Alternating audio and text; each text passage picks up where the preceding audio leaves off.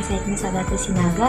Saya berasal dari kelas 12 Kimia 1. Di sini saya akan membuat video tentang laporan buku yang telah saya baca yang berjudul Mengenal Bencana Alam. Dengan pengarang Andri Kusmayadi, penerbit CV Duta Grafika, tahun terbit 2010, jenis buku non-fiksi, tebal buku 66 halaman. Pada bab pertama, buku ini Hakikat Bencana Alam. Hakikat Bencana Alam. Pada subtema pertama, apa sih yang dimaksud dengan bencana alam? Bencana merupakan suatu keburukan yang terjadi atau menimpa kita. Bencana itu tersebut sendiri dibagi menjadi bencana alam dan bencana karena ulah manusia. Bencana alam adalah akibat yang muncul dari kombinasi aktivitas alami atau suatu peristiwa fisik seperti letusan gunung, gempa bumi, tanah longsor, dan aktivitas manusia. Meskipun disebut bencana alam, sesungguhnya manusia juga terlibat atau ikut andil terhadap beberapa bencana yang terjadi, baik secara langsung maupun secara tidak langsung, seperti banjir atau longsor tidak semata-mata terjadi karena curah hujan yang tinggi, tetapi juga karena manusia menebang pohon-pohon di pegunungan atau buang sampah sembarangan. Pada subtema yang kedua, yang dimana membahas tentang masalah bencana alam. Indonesia merupakan negara yang memiliki frekuensi bencana alam yang cukup tinggi di dunia. Menurut Graph Bulletin, dari data yang dihimpun mulai tahun 1966 sampai 1990, Indonesia menjadi negara keempat di dunia yang paling sering ditimpa bencana alam, seperti Filipina, Indonesia, dan Cina.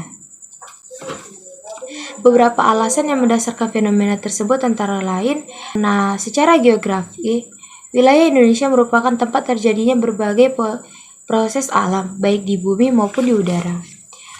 Di Indonesia diapit 2 samudra, 2 benua, dan hanya memiliki 2 musim.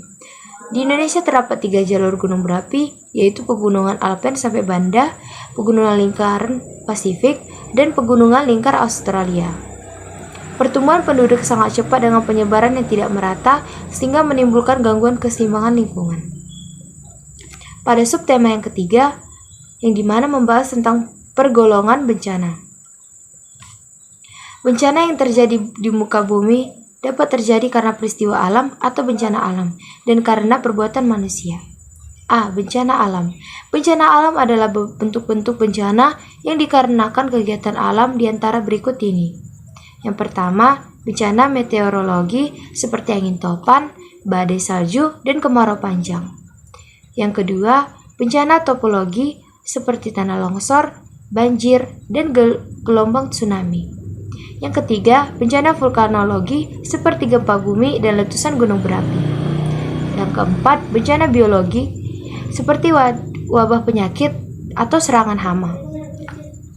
Yang B, bencana karena perbuatan manusia. Bentuk-bentuk bencana yang dikarenakan perbuatan manusia diantaranya 1. Kecelakaan seperti kecelakaan industri, kecelakaan lalu lintas, kebakaran, pembuangan limbah beracun, nuklir, dan ledakan. Yang kedua, yang direncanakan seperti peperangan, gangguan kerusuhan, dan teroris. Pada subtema yang keempat, berbicara tentang sifat bencana. Bencana dapat terjadi dengan sifat kejadian sebagai berikut. A. Mendadak akut, seperti gempa bumi, gelombang tsunami, dan tanah longsor. Bencana yang mendadak sifatnya datang tidak diduga, tidak dapat diramalkan, banyak memakan korban, menimbulkan penderitaan banyak orang. Yang B. Yang dapat diramal seperti kemarau panjang, wabah penyakit, dan gunung meletus. Bencana ini sifatnya dapat diramalkan, mungkin dapat dikendalikan, tanda-tanda awal, luas, intensitas peristiwa, dan kecepatan terjadinya bencana dapat diperkirakan. Pada subtema yang kelima membahas tentang tahap-tahap bencana yang diramal. A. Persiapan sebelum bencana. B. Pemberitahuan akan terjadinya bencana. C. Peristiwa bencana. D. Keadaan darurat. Pada subtema yang keenam mempelajari tentang faktor-faktor bahaya yang dipertimbangkan pada bencana. A. Jenis bencana. B. Daerah terjadinya bencana. C. Besar dan intensitnya terjadi bencana. D. Kesiapan petugas dalam menghadapi bencana. Pada bab 2 mempelajari tentang penyebab dan jenis-jenis bencana alam. Penyebab bencana alam.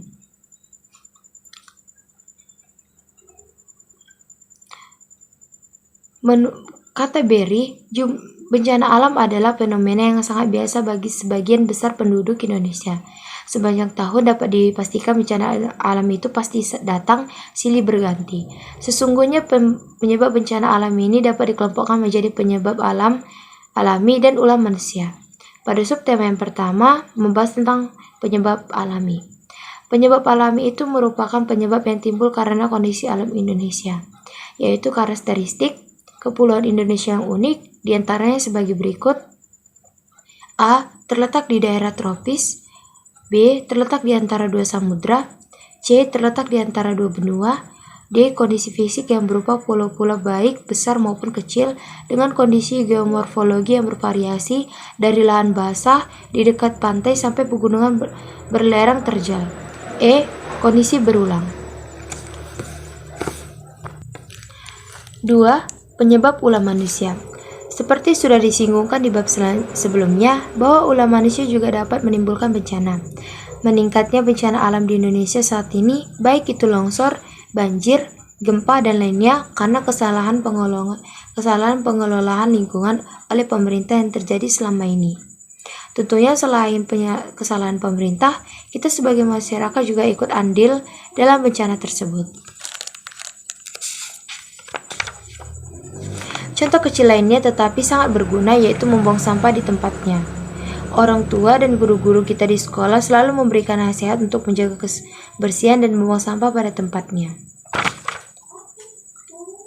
Pada subtema yang ketiga membahas tentang sebab bencana di Indonesia. Sesungguhnya kita dapat membuat suatu kesimpulan tentang bencana-bencana alam yang ditimbulkan saat ini di Indonesia. Sebab-sebab itu diantara lain: A. Kurangnya kesadaran diri kita sebagai manusia untuk menjaga lingkungan. B. Pembangunan rumah dan bangunan di daerah resapan air atau daerah yang memang fungsinya menampung air alam dan air hujan dengan efisien. C. Masih kurangnya kesadaran kita untuk membuang sampah di tempatnya. D. Selokan, sungai, parit, got-got pembuangan air telah tersumbat oleh sampah dan tanah yang diakibatkan oleh kurangnya pembersihan sebelum masa hujan datang. E. Penebangan liar hutan-hutan, bukit, pohon-pohon besar dengan serempak.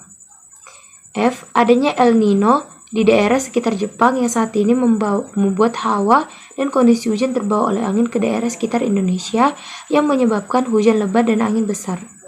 G. Pembangunan kompleks rumah dan pabrik di tanah yang subur seperti sawah, ladang yang berubah menjadi daerah tercemar, baik itu pencemaran rumah tangga, pencemaran pabrik akibat pembuangan zat-zat berbahaya ke tanah, air, atau udara. H. Retakan dan pergeseran lempeng bumi yang mengitari sebagian kawasan Indonesia yang telah menyebabkan gempa, tsunami, longsor, dan erosi tanah. I. Tingginya kadar gas karbon dioksida atau CO2 di alam. Ada B. Jenis-jenis bencana alam. Yang pertama, dibagi atas 3. Yang pertama, gelombang tinggi. Yang kedua, banjir. Yang ketiga, banjir pasang surut atau rob. Yang keempat, kekeringan. Yang kelima, tanah longsor. Yang keenam, kebakaran hutan. Ketujuh, siklus bencana. Bab 3, penanganan bencana alam secara umum. A. Prinsip-prinsip penanggulangan bencana alam. Bencana alam dapat terjadi kapan saja dan di mana saja. Karenanya, kita harus menanamkan dalam diri kita prinsip-prinsip penanggulangan bencana, diantaranya sebagai berikut. Yang pertama, belajar dari penanggulangan bencana-bencana sebelumnya. Yang kedua, jangan menolong korban secara acak-acakan. Yang ketiga, pergunakan sistem triagi. Yang keempat, buat perencanaan yang baik untuk penanggulangan bencana. Yang kelima, buat kategori bencana. Yang keenam, tentukan kategori rumah sakit yang mampu menampung korban. Yang ketujuh, harus ada sistem komunikasi sentral untuk satu kota dengan nomor telepon khusus. Yang kedelapan, sistem ambulan dengan petugas dinas 24 jam. 9. Dari segi medis, melaksanakan tindakan-tindakan yang mudah, cepat dan menyelamatkan jiwa. lebih mencurahkan perhatian pada penderita yang mempunyai harapan yang lebih baik seperti pendarahan luar, traumatik, amputasi, dan gangguan pernapasan. 11. Kerjasama yang baik di bawah seorang pemimpin yang disebut dengan petugas 3G, yaitu suatu seleksi penderita yang menjamin supaya tak ada penderita yang tidak mendapatkan perawatan medis. Yang ke-12, menggunakan buku pedoman bagi petugas polisi, dinas kebakaran, paramedis, dan satuan SAR dalam penanggulangan bencana.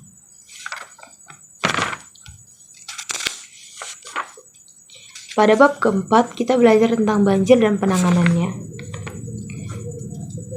Banjir, apa itu banjir? Banjir adalah peristiwa tergenang dan terbenamnya daratan yang biasanya kering karena volume air yang meningkat. Penyebab utama banjir, ya selain karena faktor iklim, juga ada faktor-faktor lainnya yang kebanyakan karena ulah manusia sendiri. Atau pengurangan risiko banjir, usaha-usaha yang dapat kita lakukan untuk mengurangi risiko banjir, yaitu antara lain upaya penghijauan dan penghutanan kembali pada wilayah gundul untuk mempertinggi kapasitas persiapan air. Yang kedua, pembuatan teras-teras gulu dan pada lahan miring yang memenuhi syarat bagi pencegahan erosi tanah.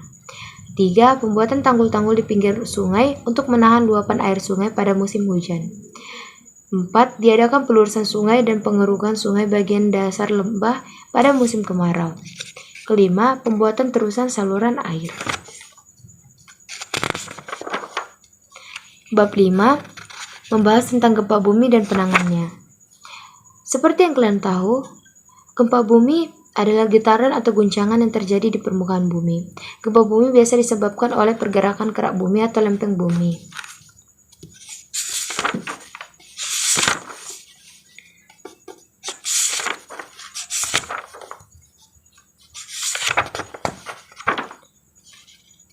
Pada penanggulangan yang bisa kita lakukan untuk penanggulangan gempa bumi, yaitu untuk kesekian kalinya menyatakan kesadaran dan menguncang jiwa kita, yang dimana diperlukan langkah nyata berbasis alasan ilmiah yang cukup agar dapat gerak yang efektif dalam penanggulangan dan sekaligus bersiap mengantisipasikan lagi pada masa yang akan datang.